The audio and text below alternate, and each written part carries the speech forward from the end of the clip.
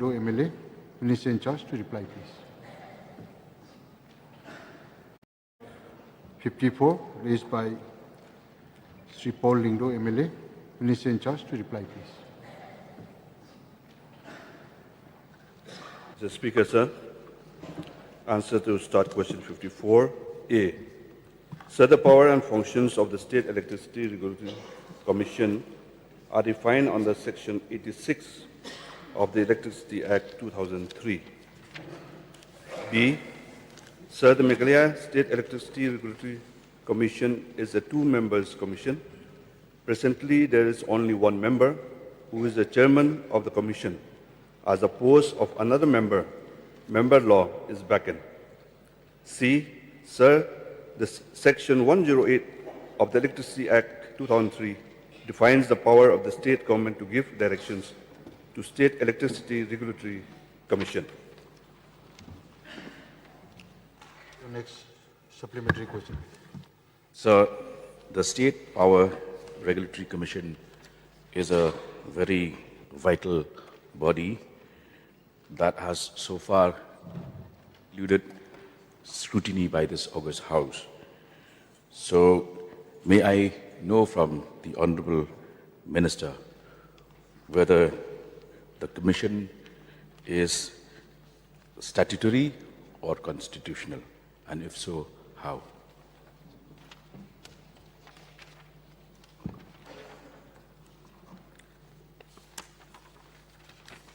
Sir, the State Electricity Regulatory Commission is a statutory body. Sir, can the Honourable Minister elaborate on why this body is statutory and what are the implications thereby?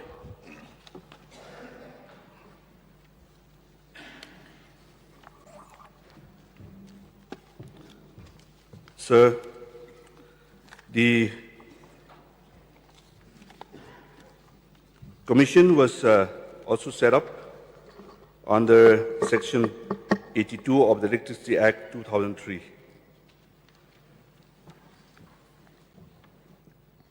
So I want a more comprehensive reply about why this body is statutory and the implications of that commission being statutory in nature. The implications.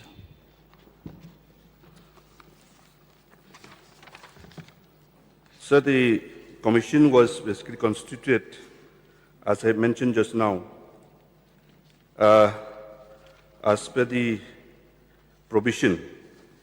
The commission, the Meghalaya State Electricity Regulatory Commission, which was notified by the government of Meghalaya under the provision of Section 82 of Electricity Act 2003, on 26 March 2004, became functional on 6th of June 2006, on which the date of the first chairperson assumed the office of the Commission, sir. No, sir, but I have not got the correct answer. My very pertinent point is to understand why, with the Commission being statutory, what are its implications insofar as delivery of its service is concerned to the people of Meghalaya? If the answer is very long, you can lay it on the table. Sir, the commission was basically constituted, it is as per the Central Act. And the action taken by the commission from time to time get the legality by the Electricity Act 2003. So, I think this House has every right to understand why this statutory body exists in the first place, and being statutory, what are its implications in the sense that what kind of control does the state government has over this body, what kind of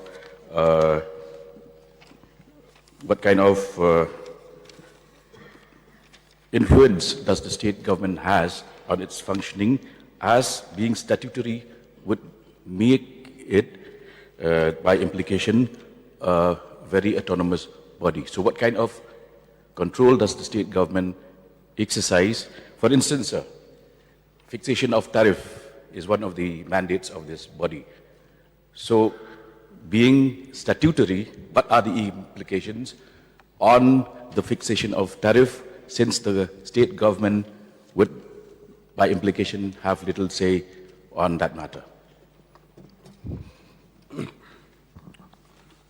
Sir, if I may understand the question correctly, I would like to elaborate the functions of the State Electricity Regulatory Commission.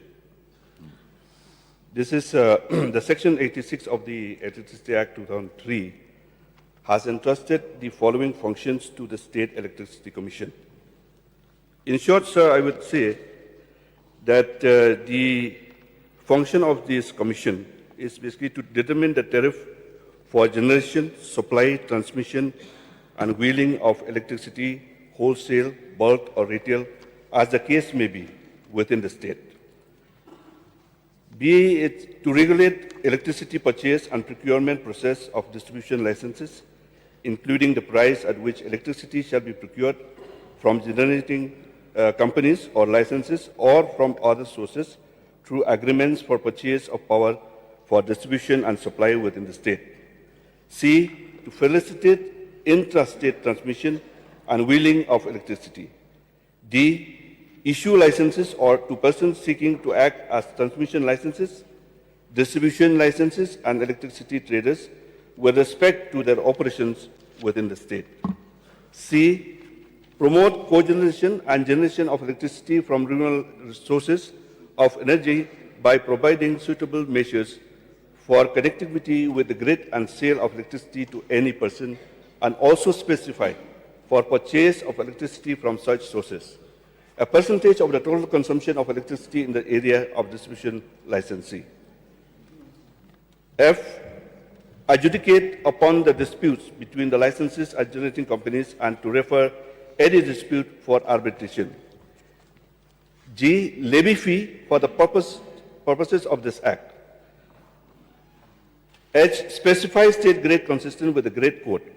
I, specify or enforce standards with respect to quality, continuity, and reliability of service by licenses. Fix the trading margin in the interstate trading of electricity if considered necessary, and discharge such other functions as may be assigned to under this Act.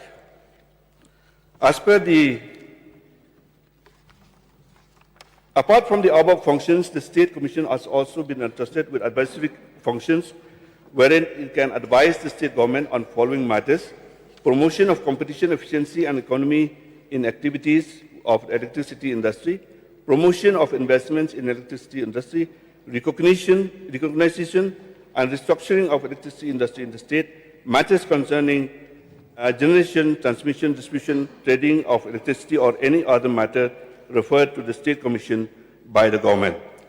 Again, sir, I would like to mention here that the state has a role to play when it comes to any matters related to the burden to be carried by the consumers.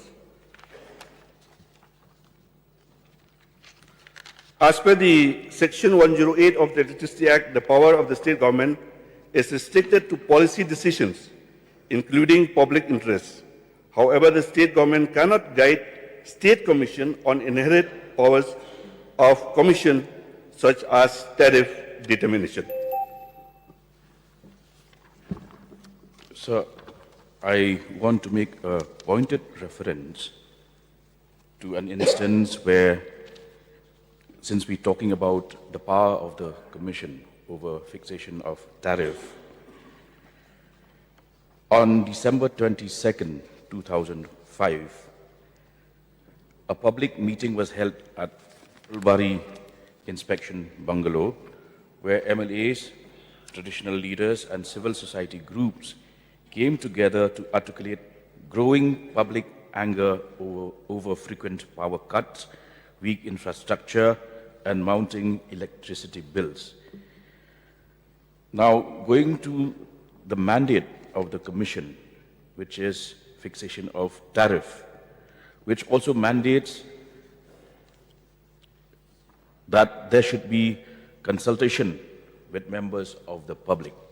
Whether in this specific instance, where MLAs, traditional leaders, and civil society groups got together to articulate their ire and anger over power cuts, weak infrastructure, mounting electricity bills, whether there was any consultative process taken up by the Commission before this meeting occurred. Speaker, sir, I don't have the details right now as far as that hearing is concerned. But the Commission, from time to time, conducts the public hearing when it comes to any grievances or any citizen of the state would like to express. So can I know the frequency of these consultations? When was the last consultation held? Sir, every year the corporation will always send its proposal for consideration with regards to the tariff revision. And in that process, there's always a public hearing which is being conducted and are being done before fixing the tariff. That public hearing is always done before fixing the tariff, because that is the role of the Commission that has been enshrined to, and they are bound to call for the public hearing before the finalization of the tariff. So I'd just like to know the frequency. Is it annual, biannual, quarterly? Sir, this is the annual, sir. Okay. Yes, Bakar Pran. Thank you, Mr. Speaker, sir. May I know from the Honorable Minister in charge of power the annual budget of the State Power Regulatory Commission?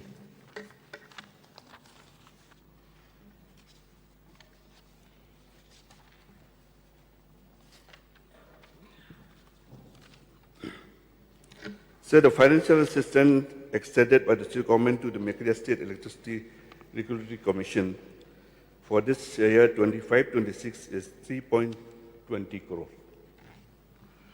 So, this is a grant from the government. Is it a grant from the government, sir?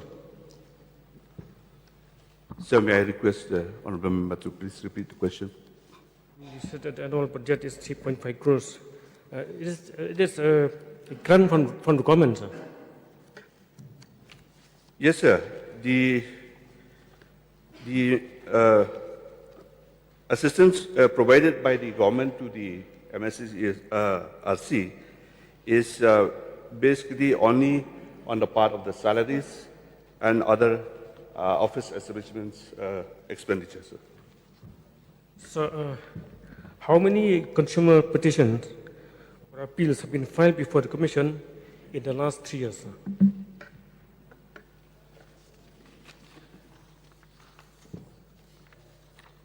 Sir, for that, I don't have the details with me. I require notice.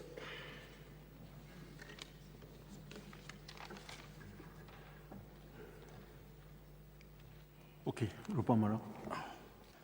Thank you, Mr. Speaker, sir, for allowing me to stand up and take part in this question. When I hear about the meeting being taken place in Fulbury IB, I was also present there. There was huge public outcry over the hiking of tariff by the Sai Computers. So, based on that public outcry and complaints, whether there is any inquiry being made or any action has been taken by the Commission, may I know from the Honorable Minister in charge, Power.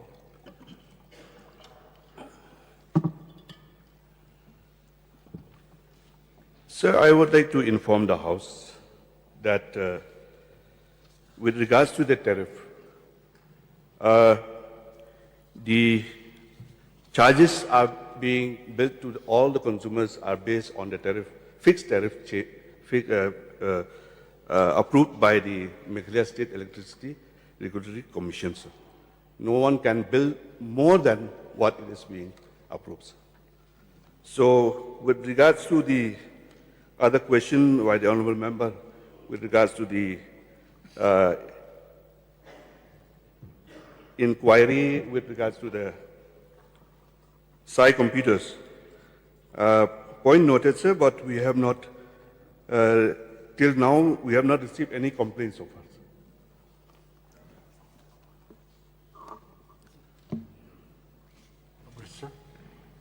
Thank you, Mr. Speaker, for allowing me to take part in this question hour. I would like to know from the Honourable Minister in Charge Power that whether the State Electricity Regulatory Commission, apart from regulating the tariff, is there any provision in case where there is disruption, frequent disruption of power supply?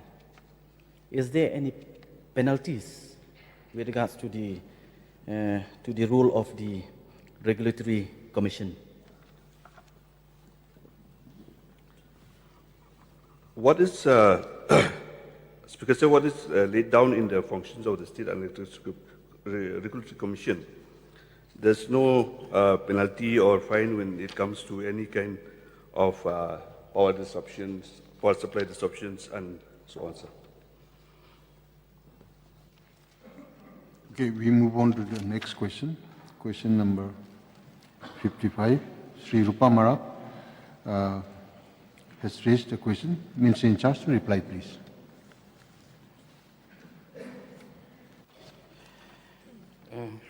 Mr. Speaker, sir, answer to start question 55. Yes, sir. Your question, please. May I know from the Honorable Minister in charge, PHC, how the quantity and safety standards of the same is checked by the department? Sir, this is purely technical in nature, so I'll be going through some of the points so that Honorable Member August House will be able to ascertain how it is being determined. Sir, the standard of sand used in construction is very important, and it is vital for the strength, durability, overall performance of the mortar and concrete. Poor standard/quality of sand may lead to failure of the structure, increase the cost of maintenance, and reduce the lifespan of the structure.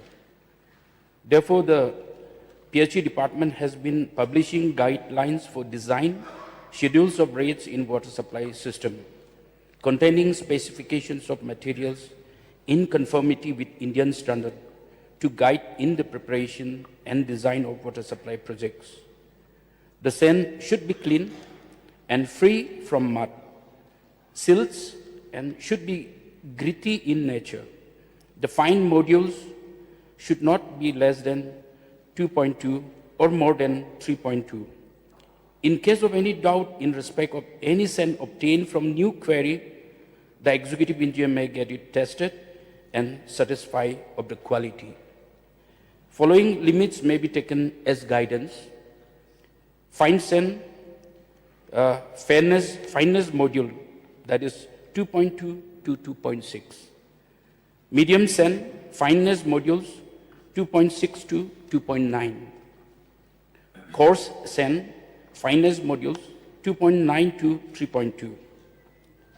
Simple on-site test for sand quality is generally carried out by the PHE department under the supervision of the officers at level of SDOs and JEs. Visual inspection, checking for uniform grain size, and ensure that there are no visible impurities like clay lumps or organic matter or stones. Hand feel test, also called the rubbing test. Rubbing and sand between fingers to check for stickiness or clay-like texture. If it feels sticky or leaves a residue, it likely contains too much clay or silt. In situ jar test. A simple test to check for silt content by observing the sediment layer after settling. Sir.